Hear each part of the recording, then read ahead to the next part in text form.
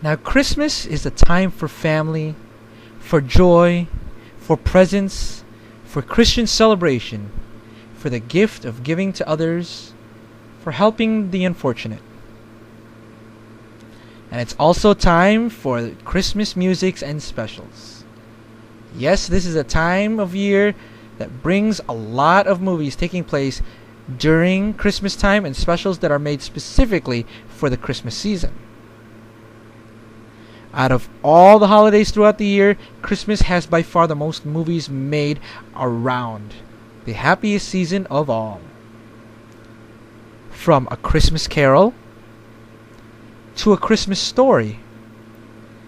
From Miracle on 34th Street to It's a Wonderful Life.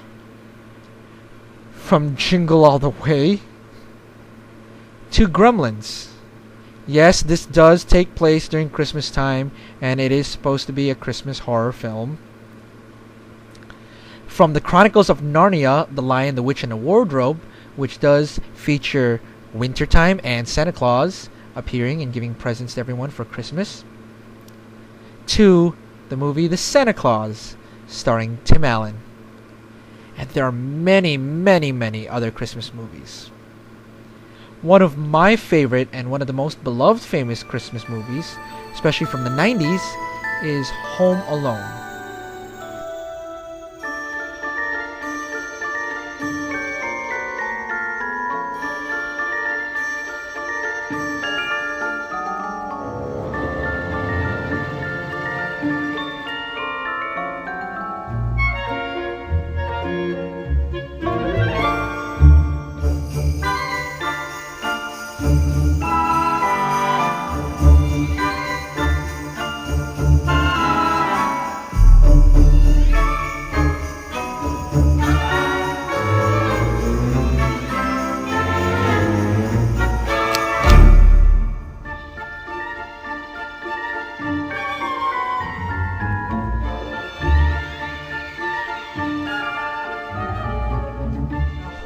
Was a very interesting and unique story because on top of the lovey-dovey spirit of Christmas family, feel good and self-changing ideas in it, it also involved a lot of slapstick and comedy in it to tell its story. Now, this movie starred a lot of interesting actors in here. Just to name a few, we got Macaulay Culkin, his younger brother Kieran Culkin, Joe Pesci, Daniel Stern, Catherine O'Hara. Even John Candy has a small role in this movie. So that's just to name a few of the actors that are in here. Now, the story is very simple. The story is about the McAllister family that live in Chicago, and they plan a trip to visit relatives in Paris. Due to a weird string of events, they wake up late, they're running late for their flight, and have to rush to the airport just to catch their plane. It's not till late they realize they forgot one thing. One little important thing. And that's the youngest son, Kevin McAllister, played by Macaulay Culkin. So now, throughout this whole movie, all you're watching is how his mom, played by Catherine O'Hara, is trying to get back to her son after they had arguments in the beginning of the film. Meanwhile, you've got Kevin, who's an 8-year-old boy living home alone, dealing with how he's going to support himself while he's living alone, at the same time defending his house from some notorious bank robbers, actually, who have been scoping out the neighborhood and are planning to hit and rob every house in their neighborhood while the families are away. Or at least they think that everybody's away on vacation. They didn't count on Kevin McAllister still being stuck at home. And what ensues is something that pioneered this kind of series of movies for a while, the child genius effect, where it's stories where the children are the ones defending a home or defending themselves through traps and gadgets and everything, and outsmarting the adults.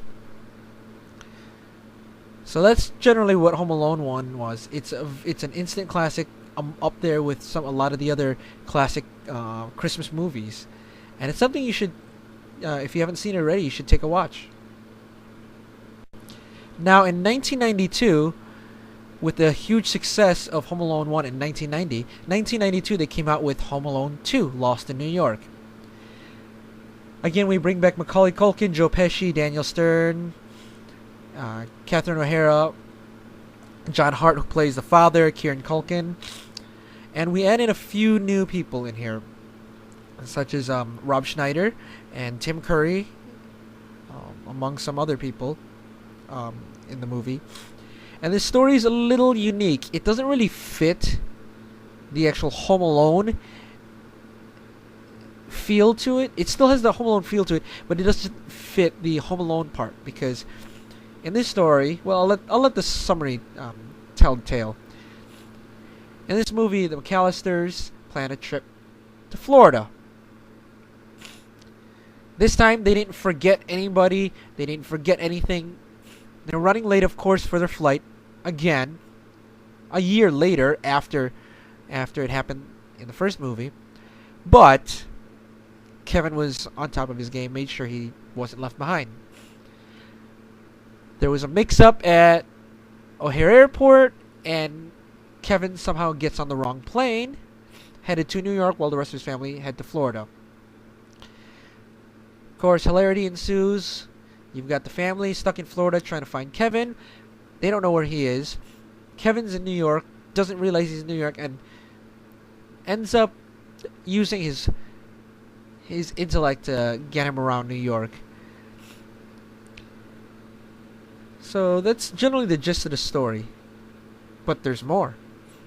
Of course, as luck would have it, the two robbers, Harry and Marv, played by Joe Pesci and Daniel Stern, have broken out of jail in Chicago and have hightailed it to New York, planning to rob a famous toy store over there and steal all the charity money for themselves. They're not going to rob houses anymore. Of course, both Kevin and the Sticky Bandits, as they're called, know that each other's in New York, and more hilarity ensues as their interaction of the first movie continues here. Oops. Whoa. This one, actually, I felt this is my favorite out of the whole series, and I think this had a more clear message of the meaning of Christmas in this one. I think they try to make it more Christmassy, more like other Christmas movies here. But again, though, I do say that this wasn't really a Home Alone kind of movie, because of the fact he wasn't home alone, he was in New York alone. But that's being nitpicky. There's one weird thing that is interesting in this movie. They talk about how Kevin was left last year home alone. So in this movie, you'd think, okay, so he was 8 years old in the first movie, so he should be about 9 years old, logic tells you. But in this movie, he's 10 years old. I think that might be a goof on their part. Unless they were thinking about the gap between the two movies, which still makes no sense. But I love this movie. So you'll have mixed reactions. Some people like it. Some people liked it better than the first one. Some people felt it was weaker than the first one.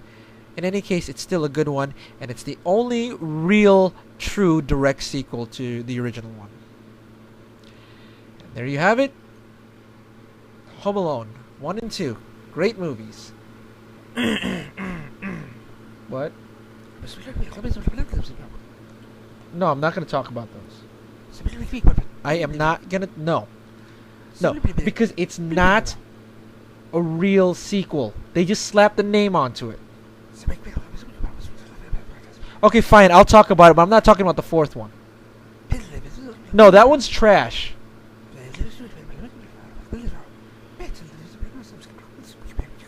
Oh boy. Really? Really? Fine. Now we get to talk about Home Alone 3. Okay, so I am exaggerating my reaction to it a little bit. Home Alone 3 wasn't that bad. there was my long pause. Now, okay, in 1997 they came out with Home Alone 3. It's been about 5 years since the original Home Alone, and with a lot of the actors, especially Macaulay Culkin, the star of the movie, having grown up already, they decided to make another Home Alone movie with totally different characters, but in the same city. Now, the story in this one is unique compared to the other two. However, this was one of those movies that got caught up in the boy or child or girl, whatever, child genius, smarter than adults kind of craze. In reality, this movie wouldn't be that bad, but the fact that they called it Home Alone 3 already give you an indication that you're going to be comparing it to the first two movies. And just like Halloween 3, which had nothing to do with the whole Halloween series, this movie, Home Alone 3, doesn't fit the series at all, other than the general concept. So here's a story behind Home Alone 3. There are 4 international thieves that have stolen a government computer chip that they're selling off to Korean terrorist organization, and they are trying to get it through U.S. Customs, and they hide it in a toy car. Again, a mix-up at O'Hare Airport. There's a lot of mix-ups. A mix-up with baggage. A woman accidentally takes the baggage with the toy car in it and brings it home to her house in this small, quiet Chicago suburb neighborhood. She doesn't know where the toy came from and realizes that she took the wrong bag, decides to give it away to this little boy by the name of Alex Pruitt. Of course, the international thieves, with their high-tech gadgetry and their very intelligent way of planning things, have tracked the toy car to this specific neighborhood. And they are hunting through every house trying to find where that toy car is. And a few times they are nearly getting caught by the police. They don't know how until they find out that Alex has the toy car, and they're going to stop at nothing to get it back. Of course, it's always when the parents are away, the criminals come and play. I think this is getting annoying now, but it's Home Alone. What do you expect? Eventually, there's a snowstorm, and the international thieves find a way to block off that street so nobody else will go into that neighborhood, giving them time to try to get the car back. Of course, Alex puts together traps throughout his house to torture the thieves, who are supposedly very smart, intelligent, have high-tech gadgetry, and they fall for some of the stupidest, dumbest traps I've ever seen.